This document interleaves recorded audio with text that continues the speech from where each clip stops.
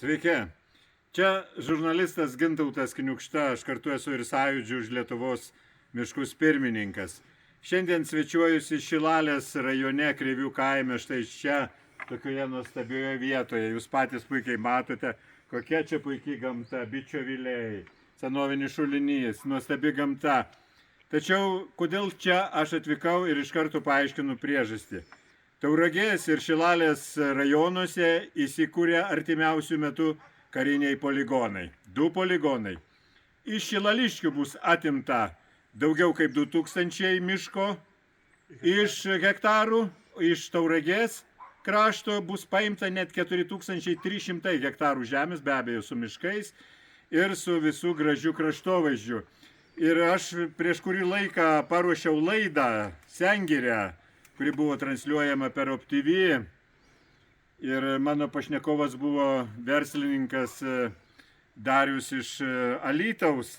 Ir ten buvo įvairiausių komentarų po šitos laidos, bet dauguma žmonių palaikė, kad iš tikrųjų, kodėl Lietuva tampa karinių poligonų baze. Juk 137 Konstitucijos straipsnis aiškiai sako, Lietuvoje negali būti masinio naikinimo ginklų, Lietuvoje negali būti svetimų kariuomenė. Kodėl būtent Lietuva tampa NATO pabrėžiu, plėtros tokių kaip baze arba strateginių tikslų, kad čia būtų kuo daugiau įkurta karinių bazių. Žmonės įvairiai kalba ir žmonės sako atvirai, jeigu rusų laikais, okupacijos laikais buvo 120 000 rusų kareivių, tai jiems užteko vieno poligono. Šiandien mes turim 10 000 Lietuvos kariuomenę ir čia mums nebeužtenka net kelių poligonų ir vis užimamos naujos teritorijos. Naujų teritorijų užimimas reiškia ir gamtos naikinimas, ir žmonių saugumo klausimai, ir visa kita, kas susijęs su Lietuvos valstybės reikalais. Tai aš šiandien dabar prisėdu prie mielo to stalo, prie obuolių stalo ir paprašysiu iš eilės, kad mano pašnekovai prisistatytų. Prašom.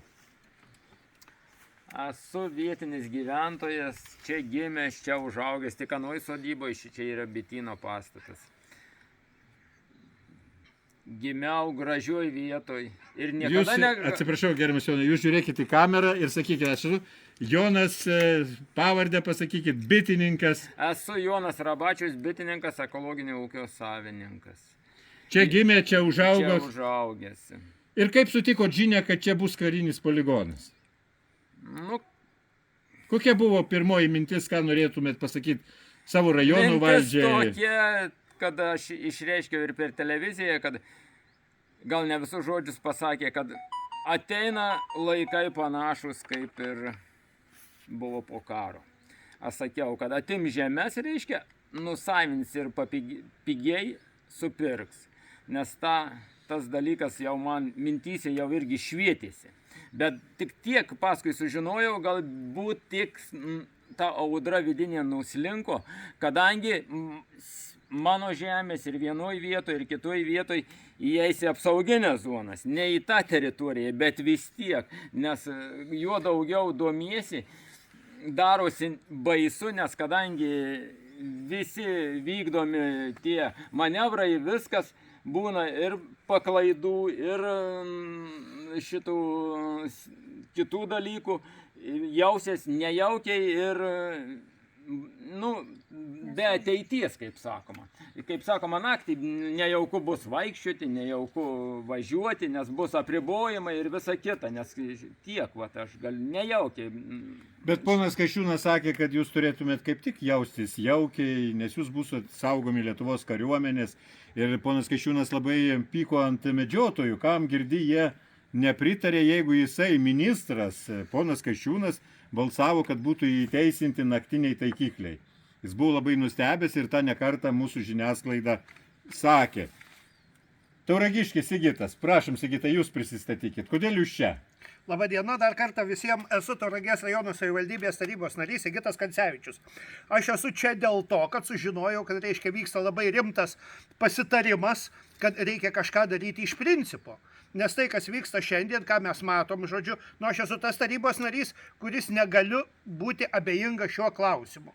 Nes iš tikrųjų mane iš pat pradžių sunaramino tai ir sukėlė didelį įtarimą, kad viskas buvo bandoma padaryti, kaip sakant, liaudiškai sakant, po kilimu. Kad tyliai, ramiai prastumti ir visa kita. Aš buvau turbūt pirmas tas Tauragiai politikas, kuris pradėjo apie tai viešai kalbėti pajutęs. Va. Ir toliau tas temas seku, žiūriu, kiek tai leidžia galimybės dalyvauju. Jūs pakvietėt, ačiū, aš irgi esu čia ir visur dalyvausiu, nes aš atstovauju tų žmonių nuomonę, kurie nesutinka, kad mes turėtumėm šalia tokius didelius pavojaus židinius. Gerbiamas Sigitai, ponas Kasčiūnas sakė, kad gyventojai žino, gyventojai informuoti. Iš kur jūs sužinojot, kad čia bus karinis poligonas? Meras pasakė rajoną?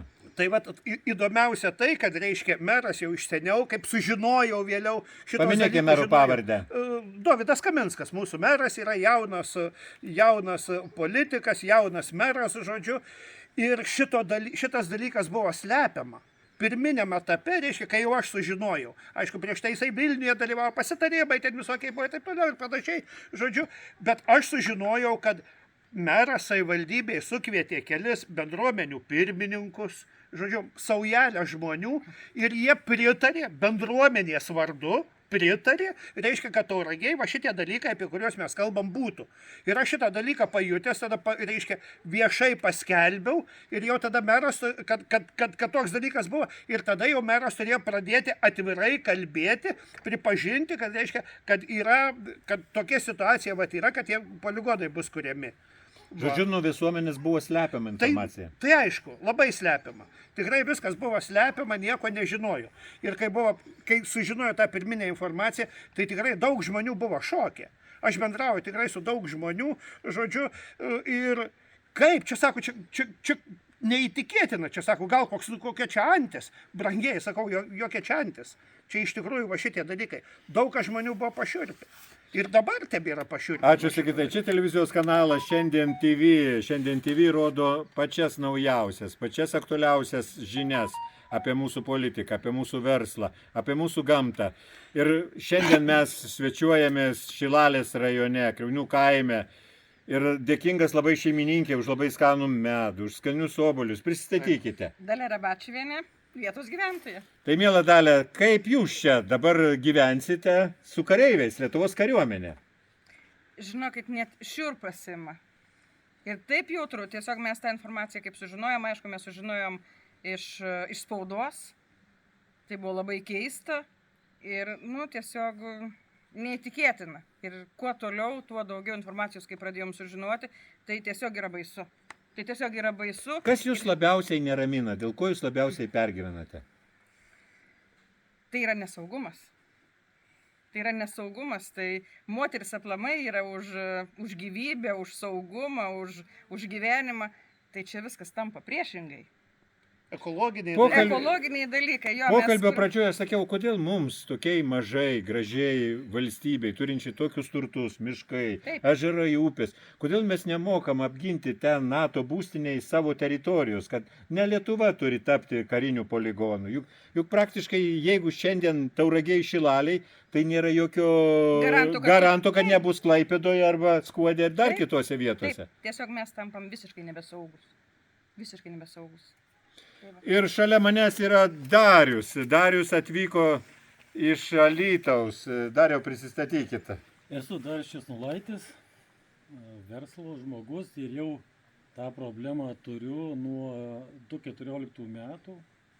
10 metų. 10 metų, kaip matote, pas Gintautą visa papkė parašytų skundų, peticijų. Praktiškai rašėm visur, kur galim.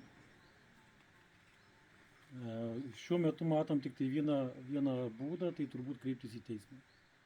Daugiau kito kelio nėra, tik tai keista, kodėl aplinkos apsaugos departamentas, kodėl, sakykime, vietos administracija nieko nepadarė, kad tai pas mus dar geresnis variantas, pas mus draustiniuose viskas vyksta. Pas mus 3 draustiniai, 4 draustiniai įtraukti, pas mus Nemuno upė įtraukta, apribota teisė prieiti prie vandens telkinio. Įtraukta mano kaip fizinio asmenio teritorija, miškas. Jūs galite įsivaizduoti, kad šiandien Lietuvoje kur mes skaitom save demokratinė teisinė valstybė, man priklausanti žemė yra įtraukta į karinių poligonų apsaugos zoną, į kurią nuolat šaudoma. Ir juokingiausia, kai tu išeini, pavyzdžiui, prie upės atsisėdė pasėdėti ir kitoj pusėje pastatė apsaugą tą vadinamą, kur sakė, jums bus labai saugu. Ir tu girdi, kaip per radio ryšį sako, nutraukit šaudimą, verslininkas išėjo. Tai įsivaizduokit, kokiam mes pasaulyje gyvenam. Ir Gintautas matė, ir vaizdo medžiagą matė, ir baidaristai plaukia apšaudomi. Ir niekas nieko nedaro. Iš tikrųjų, Darius yra rašęs netgi buvusiai prezidentai Daliai Grybauskaitei. Kanceliarija atsakė, ačiū Darė už laišką, susipažinome ir perduosim atitinkamom institucijom. Aš tai turiu visą popierių šūsnį, kur yra įvairių institucijų atsakymai. Ir aš tik tai vieną prašymą, kuris buvo parašytas 2017 metais, pacituosiu. Darius rašo Kauno apygardos prokuratūros, Alytaus apylinkės prokuratūrai, vyr prokurorui. Prašau pradėti tyrimą dėl šių metų kovo mėnesį vykusių šaudimo Alytaus Didžiosios kunigaikštienės Birutės ulonų batalione, kurio metu buvo naudojami koviniai šoviniai. Ryte buvo labai didelis triukšmas, tad 11:30 pranešiau pagalbos telefonu 112 apie didelį triukšmą, šaudimą, kurio metu namuose esantys šeimos nariai, tarp jų esantis 8 metų vaikas, bijojo būti savame kieme. Praėjus kažkuriam laikui šaudimai nustojo girdėtis, tad nusprendėme su vaiku išeiti į lauką mums priklausančioje žemėje žaisti futbolą. Po kelių minučių buvome apšaudyti koviniais šoviniais. Kaip įrodymą pradėjau filmuoti telefonu visą šaudimo laiką. Prašau nedelsiant stabdyti šaudimą 400 metrų šaudykloje su pakeliamais taikiniais. Koks buvo atsakymas, gerbiamas Dariau? Atsakymas standartinis. Vatnikas, Kremliaus agentas, jau esu ir Kremliaus agentas, ir Putino draugas, ir, kaip sakyt, priešas, ir čia visiems maišau ir taip toliau. Kadangi pats esu medžiotojas, tikrai atskiri šūvį, atskiri kulką, žinai, kas yra trajektorija, ir tikrai buvo nukrypęs, sakykime, šovinys ir tiesiog prazvimbė per viršų. Jūs įsivaizduot, mes žaidžiam su futbolu, kad jūs suprast, po to jau apsipranti su ta visa neviltim, ta visa problema, ir tu paskui galvoji, yra kaip yra čia, ir, sakykime, ir prezidentai, ir visi krašto apsaugos ministrai čia mūsų įtikinėja, čia taip saugu, taip gera, linksma gyventojai Lietuvoje, tos gerovės valstybei. Ir pliaukšt atlėkia rekašėtų šovinys. 2017 metais, Dariau, aš buvau išrinktas Sąjūdžio už Lietuvos miškus pirmininku. Mes pasiekėme, kad šitą miškų reformą Konstitucinis teismas pripažino neteisėtą. Mes apribojome miškų pardavimą užsieniečiam iki 1500 hektarų.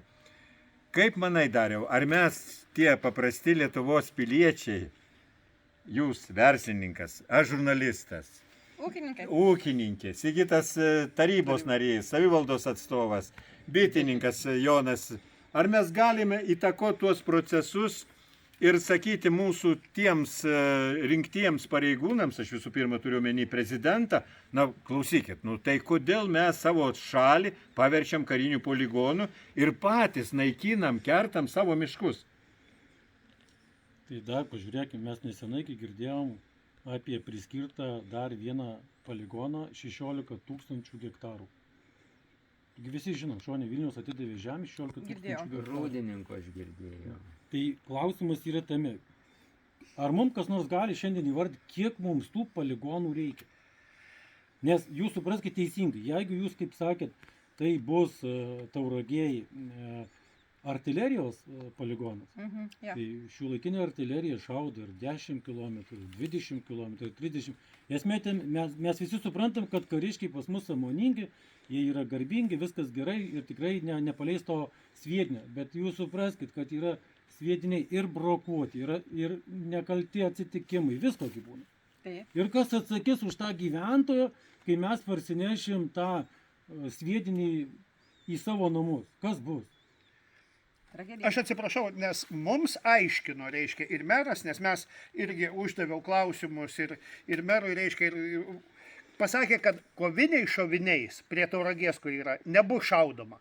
Reiškia, ten bus toks, aišku, kaip juokavau, kareiviai susijėmė už rankyčių, gražiai tais takiukais pasivaikščios, kuriais mes ten yra pėsčiųjų takai, irgi, kad nebus, žodžiu, šaudoma. Bent jau mums tai paaiškina.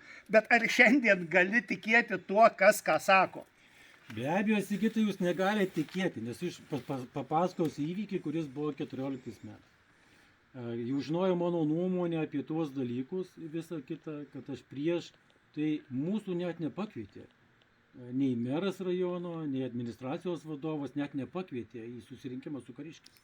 Kariškiai dievagojosi, kad ten bus saugiausia vieta, jokiais ten koviniais ginklais didesniais negu 5 kalibras nešaudo. Sigitai, šiandien šaudo ir 7, ir 8, ir 9, ir 12 snaiperiniai šaudo, ir didesniai šaudo. Kulkosvaidžių susiveža, granatas bando. Visas, ką gali jie atsivežti, viską atsiveža. Ir juokingiausia, kad jūs kaip civilis žmogus niekada neturėsit teisę sužinoti, kuo kariškiai šaudė. Ir aš suprantu, jie kariškiai, jie slepia tuo, ką mokinasi ir taip toliau, ir taip toliau. Taip. Jie slepia. Kiekvieni kariškiai turi savo, kaip sakyti, instrukcijas.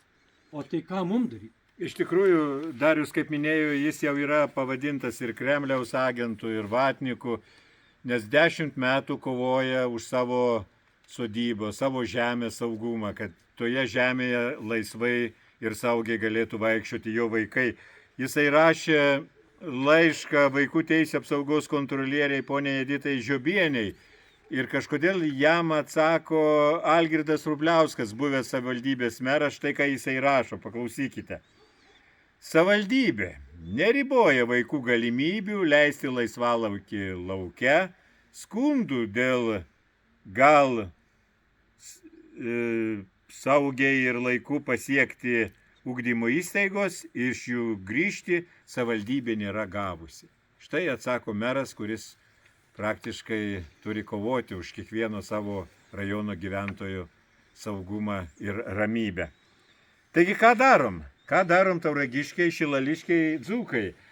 Mes čia pabėdavosim, o toliau atvažiuos Kasčiūnas su savo komanda ir pasakys, viskas čia yra, nuspręsta, yra skirti milijonai, reikia juos įsisavinti, mes turim būti saugus, šiandien įtempta situacija, gali rusai mus nedelsiant užpulti, neturėsim kaip apsiginti, jeigu nebus poligonų. Bet tada vienas klausimas. Jūs prisimenat, ką sako Kasčiūnas, ponas Kasčiūnas, kad čia, tuose apylinkėse, gražiuose apylinkėse, Tauragės ir Šilalės krašte, kareiviam reikia treniruotis.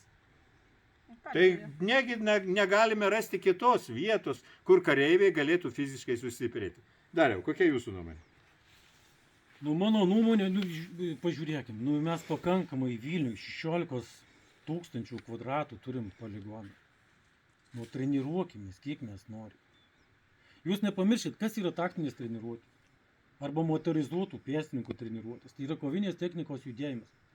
Tai visiems noriu pasakyti, pats asmeniškai traukiau kariškį, kuris įlėkė į mano mišką, sudaužė automobilį, apsivertė, o aš sužinojau šitą iš savo kaimyno, kurio čiut neužmušė su šeima.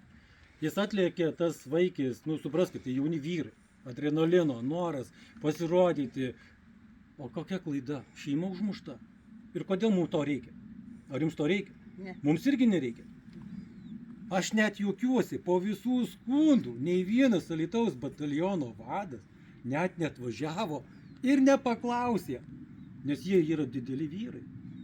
O čia kažkoks kaimytis kažką tai rėkia, čia niekam. Tai jūs turėkite omeny, jeigu jūs leisit ir jums pastatys tokius batalionus, tai jūs niekada nebūsit saugus. Nes niekada nežinos, kad jūsų vaikas važiuoja su dviračiu ir jūs gali užmušti. Dabar įsivaizduokit pas mus situaciją. Stovi ženklas, ant bendro naudojimo kelio ženklas stovi. Dabar vaikas atvažiuoja su dviračiu, jis negali važiuoti toliau. Vienintelis kelias į kaimą. Tada ką daro kariškiai? Jeigu yra kariškiai, yra mašina, tada ima dviratį, deda į kariškių mašiną ir veža tą vaiką. Tai gerai, jeigu pas jūs sūnus. Žinot, aš kaip tėvas, kad mano dukra vežiotų kažkokį nepažįstami vyrai, kuriai ten 12-14 metų, žinokit, aš nenusiteikęs. Gerai, Tai ką darom, Sigitai? Ką darom ir kam turim adresuoti mūsų tokį nerimą, jeigu mūsų Lietuvos prezidentas negirdi, krašto apsaugos ministras negirdi, meluoja, kad žmonės viską žinojo. Pasirodo, jūs tikrai iš ko jūs sužinojot, sakėt? Iš spaudos. Iš spaudos. Tai žmonės sužinojo, kad čia bus poligonas Tai iš prieš spaudos. savaitę kokią sužinojom. Tai vadinasi ir bendruomenė atstovai, ir pačios bendruomenės, ir tiesiog sunku protu, gerbiamas Sigitai, suvokti, kaip šalia Tauragės 3 km nuo miesto atsiras karinis poligonas. Tauragė, tarp kitko, jeigu neklystų, yra įtraukta į tų žaliųjų miestų 100 netgi. Taip, mes patvirtinom čia tokią strategiją paskutiniam tarybos posėdį, užvakar, kada čia trečiadienį, kad, žodžiu, kaip gerai bus, nes Lietuva yra tik tai Vilnius ir Tauragė. Ir tokį klausimą mes irgi uždavė ir kolegos, tai labai stipriai kertasi. Prieštarauja vieni dalykai, šitie dalykai reiškia tarpusavį, ekologija. Man skaudžiausia iš tikrųjų, ir žinokit, aš prisipažinsiu, atvirai jūs pasakysiu, aš esu nevilty. Aš šitą temą domiuosi. Ir buvo, reiškia, atvažiavę ir vieni, ir kiti. Kai atvažiavo Seimo komitetų pirmininkai, tai vienas iš jų pasakė, kad čia mes nemokysim jūsų, kaip tėvynę mylėti reikia, poligonai bus. O toliau ten galim pasiderėti, gal biškiuką buferinę zoną atitraukti, žodžiu, ir visa kita. Ir jie sako, rašykit raštus, parašus rinkit ir visa kita. Tie žmonės pradėjo šaukti jau tos parašus, mes surinkę esam, jūs tik tai skaitykit. Reiškia, niekas ten neskaitė, niekam ten neįdomu. Ir žinokit, kai tokį išgirsti, tokį dalyką, apima neviltis. Apima didžiulė neviltis, kur eiti, ką daryti, žodžiu. Jau aš nekalbu apie tai, kad jau mes čia, aš irgi politikas esu, kad ir mažas tas politikas, savivaldos, žodžiu, kai einam į rinkimus, kokie mums svarbus žmonės būna, ar ne? Kaip mes jums padėsim, kaip viską sutvarkysim, tik tai rinkit. Išrenka ir viskas, ir tas žmogus yra nieko vertas. Ir šitie dalykai, kai matau tą situaciją, aš esu baisioj nevilty. Labai ačiū, kad pakvietėt, kad aš čia esu, nes kai vienas žodžios tai žmonėm pasikalbė, skambina irgi sako, ką daryti. Aš nežinau, ką daryti prie tos valdžios. Jeigu yra demokratija, tai yra, reiškia, žmonės savo nuomonę, sako, prie stalo sėdam ar ne, kai mes čia dabar sėdėm, tarėmės, kažkokio kompromiso ieškom. Niekas jokio kompromiso neieško, niekas tartis dėl nieko nenori. Aš esu baisioj nevilty. Atvirai sakau, nevilty. Gerbėmieji šiandien TV žiūrovai, štai koks yra dokumentų šūsnis. Juos visus rašė arba gavo Darius Česnulaitis, alytiškis, kuris kovoja, kad jo sodyboje nebūtų šaudoma. Kovoja už savo vaikų saugumą, už savo šeimos saugumą. Dariau, tai ką daryti? Koks turėtų būti mūsų šito viso susitikimo ir pokalbio išvada? Jo. Tai pasakysiu taip, mano tokia pavardė, Česnulaitis, kaip sako, Česnis. Tai mano amžinatilsį tėvukas iš nevilties parašė kažkada tai Brežnevui laišką. Gavo atsakymą ir laimėjo prieš tam tikrą įstaigą. Ir džiaugiasi, tai aš noriu ką pasakyti. Pirmas dalykas, ką mes padarysim, įkurkim asociaciją, bendruomenę, judėjimą. Antras etapas, nenuleiskim rankų, nes yra Europos Sąjunga ir mes tikrai visi esam saugus. Ir pirmų dalykų paduokim į teismą, gerbiamą ministrą, aplinkosaugos ministrą, paduokim į teismą, aš, pavyzdžiui, planuoju paduoti prezidentą į teismą kaip vyriausią pajėgų vadą. Nes nieko šio žemė, žinokit, nėra svarbiau negu jūs, jūsų vaikai ir pačių gyvybė. Ir nereikia čia bijoti, prezidentas yra laikinas, gyvybė viena. Tai mano nuomonė yra tokia, susirenki iš neabejingų žmonių pinigus tam tikrus, įkuri asociaciją. Asociacija pasamdo advokatą. Advokatas pirmiausia praeina į visą procedūrą su Lietuvos teismais. Aišku, mes jūs visą laiką pralošim tuos dalykus. O sekantis etapas, kaip ir mano amžinatis tėvukas kreipėsi į Kremlių, tai turbūt mums visiems lieka tik tai vienas kelias – Briuselis. Taigi, judėjimas už Lietuvos miškus, be karinių poligonų, be plynųjų kirtimų. Mielas šeimininkė, jūs pritarėt? Pritariu ir tikrai mes nenuleisim rankų, tikrai mes kovosim už tai. Mūsų Lietuva, mūsų žemė turi būti saugi, turi būti švari, turi būti ekologiška. Tai, kur mes gyvenam, turi būti ramu. Sigitai, jūs pritarėt judėjimo kūrimui? Pritariu, jeigu iki tol sakau nevilty, esu.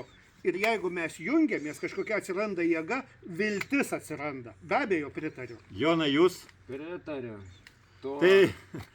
Tai gerbimieji, kaip čia yra sakoma, mes turime 5 balsus, kad bus įsteigtas judėjimas, asociacija už Lietuvos miškus be karinių poligonų, be plynųjų kirtimų. Ir šitas judėjimas, manau, apims ne tik tai mūsų gamtos reikalus, jis apims mūsų tradicijas, mūsų kultūrą, mūsų švietimą, mūsų kaimą nykstantį problemas. Ir iš tikrųjų labai smagu girdėti tokias, sakyčiau, žmonių pasiryžimą kovoti ir, nepykit Lietuvos Respublikos prezidentė, jeigu šitas judėjimas vieną iš pirmųjų tikslų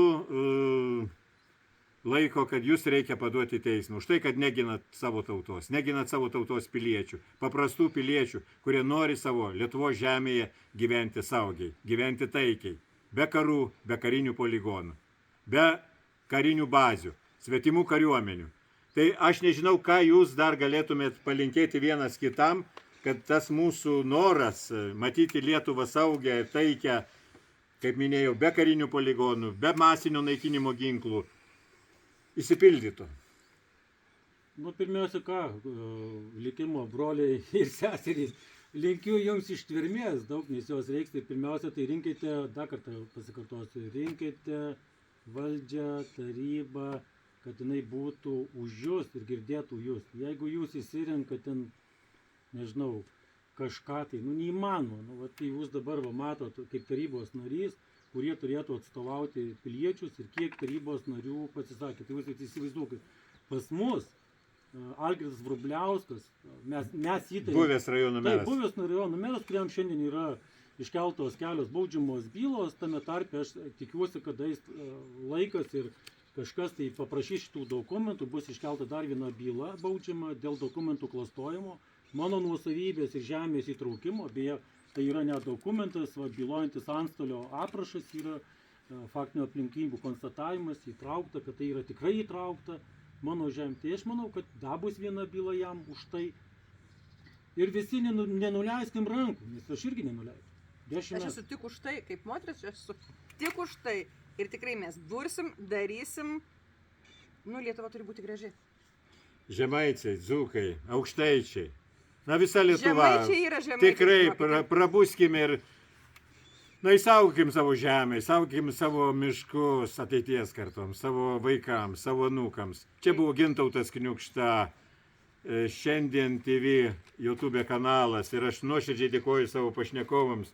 Tiesiog apsikabinkime, paspauskime vienas kitam ranką ir būkim visi laimingi šitoj mūsų gražioj Lietuvoj, gražioj žemėj, kuri norima paversti kariniais poligonais. Ačiū ir iki kito karto.